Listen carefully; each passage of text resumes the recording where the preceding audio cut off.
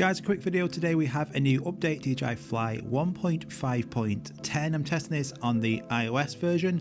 So what does this do? Well, this fixes certain issues and optimizes overall app quality. We've heard that a million times before. So you guys like it when I go out testing this and give you my recommendations. So let's do that. So I'm testing this on the DJI Mini 2. We've been battered by storms recently in the UK, so let's hope the DJI Mini 2 doesn't get blown away. I think we've had 3 storms in the last few days, so I'm over it. I'm just looking forward to some nice weather, but you can just make out the Mini 2 up in the sky there. So it doesn't seem to have much improvements with this update, but I do like to go through and just make sure everything is working as it should be and if there's anything extra built in. So if we just go through and look here, we've still got 4K up to 30, 2.7K up to 60, 1080p the same. So I'm doing a video soon on different settings I use, but you should always be using 4K either in 24, 25 or 30. Switching over to Pro settings, we've still got this lovely new display here where you can change your ISO, your shutter speed. You've got your value at the bottom. You want to try and get that to 0 or around 0 if you can on that metered mode there at the bottom, but because it's nighttime it's really hard to achieve that. But this is working seamlessly, and I'm not sure about on Android, but the iOS version that I've been testing it on, it's so smooth, and I think this is a fantastic addition on here. By just clicking on the shutter speed or the ISO, you can just flick between which value you wish for your camera settings to be, and it's just effortless, and it's a fantastic addition that was brought in on the last update, which is still here and is still working spot on. Just by clicking that button to the left of it, you can quickly access the res and FPS. You can change white balance, but I would just suggest, especially on the Mini 2, you can just keep that on auto and that will do a decent enough job. So that's exactly the same as it was before, working brilliantly. In auto you still got res, FPS, and you can adjust your exposure value up and down just by moving this slider. So the menu system on the on-screen displays are working great. What about under settings? Now always check that your altitude settings, especially return to home altitude, is correct. These can reset during a Fly update. So the return to home altitude is essential to be checked along with the advanced safety settings. There's no point going, oh no, I wish I'd checked them afterwards, when for some reason it had changed your return to home altitude to say 10 meters off the ground. And especially the advanced safety settings, you want that on return to home all the time. You don't want it on descend really ever. Hover sometimes, but most of the times return to home. Just go make sure, guys, that they are correct before even getting the drone in the air. Under control, I have the front LED mode to breathing and I have it as blue. I seem to have that fine, that's the brightest. Follow FPV mode, still got them as before. Upwards gimbal rotation, I have that set on all the time. It gives you a few more degrees of upwards pitch.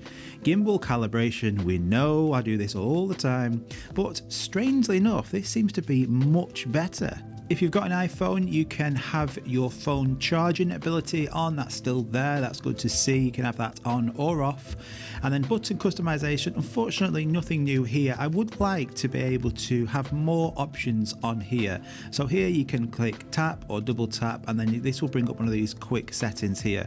But just be able to switch from, say, cine to normal to sport by just double tapping that button, I think would be great.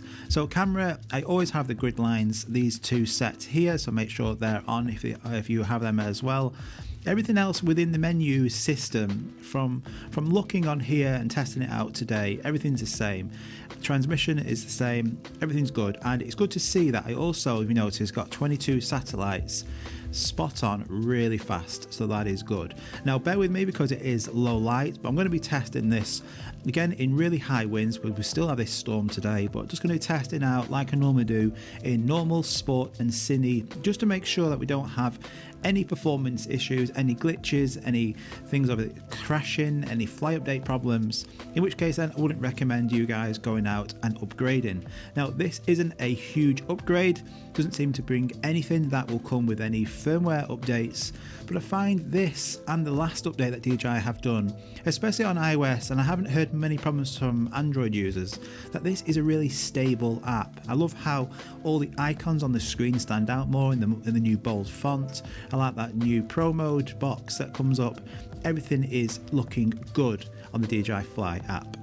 So I've just been testing out sports mode there, especially with the strong winds. Sports and cine mode are working absolutely fine along with normal. We're just going to test out now that zoom. We have the zoom function on here. If you're just new to Mini 2s, on the 4K side of it, you have a 2x zoom, and on the 2.7K, you have 3x zoom and 4x zoom on 1080p.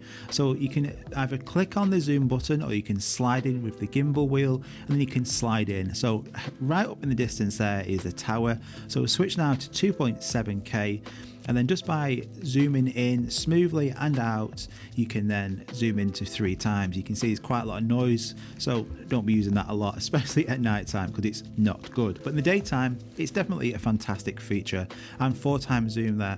So I've had no crashes from this whatsoever. So far, it's looking pretty good.